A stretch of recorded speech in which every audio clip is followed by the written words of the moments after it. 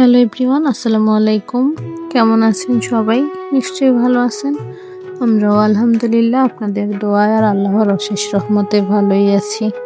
তো ভিডিও শুরুতেই বলবো যে যেখান থেকে আমার ভিডিওটি দেখছেন, কাছে থেকে বা দূরে থেকে, দেশ থেকে বা দেশের বাইরে থেকে, প্লিজ ছোট্ট একটা লাইক দিয়ে পুরোটা ভিডিও কন্টিনিউ করবেন।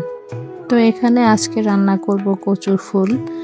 তো এখন আমাদের গ্রামে অনেক সুন্দর সুন্দর কচুর ফুল বের হওয়ার সময় এসে গেছে।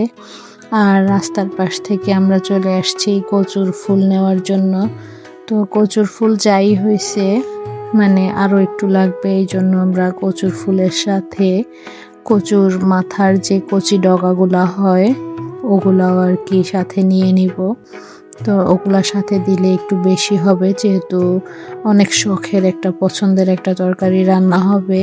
এই জন্য আর কি কচুর ফুলের সাথে কচি ডগাগুলোও আর কি দিব। এই তো নিয়ে আসলাম কচুর ফুলগুলো, নিয়ে এসে এখন এগুলোকে সুন্দর করে কেটে নিব। তো কচুর ফুলের মাঝখানে একটা সাদা লম্বা অংশ থাকে, ওটা ফেলে দিতে হয়। তো ওগুলো ফেলে দিয়ে আমরা সুন্দর করে কচুর ফুলগুলো কেটে নিছি। আর কচুর ফুল ধোয়ার সময় হাত চুলকায়, এই জন্য বালতিতে বেশি করে পানি দিয়ে একটা পিঠা ছাকার চামচ দিয়ে সুন্দর করে ছেঁকে ছেঁকে ধুয়ে নিচ্ছি। এই তো সাথে কচি পাতাগুলাও আছে। তো এইভাবে আর কি কচুর ফুল রান্না করলে খেতে কিন্তু অনেক মজার হয়। তো এই তো কচুর ফুলগুলো ধোয়া শেষ, আর এখন রান্না করার জন্য চলে আসলাম রান্নাঘরে।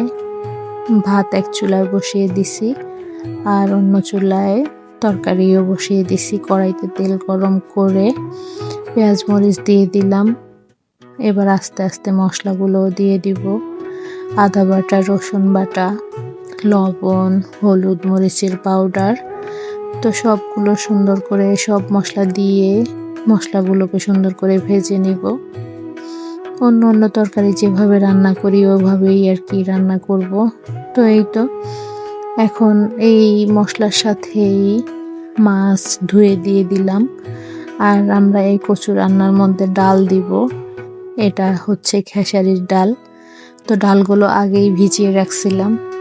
তো এখন দিয়ে দিলাম আর কি মাছের সাথে।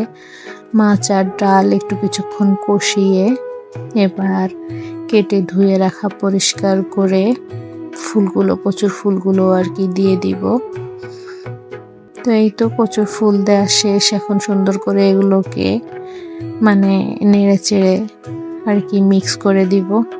এই তো ঢাকনা দিয়ে কিছুক্ষণ রান্না করার পরে কচুর ফুলটা একদম গলে সফট হয়ে গেছে। আর এটাকে সুন্দর করে ডাল ঘুটনি দিয়ে ঘুটে নিব আর কি।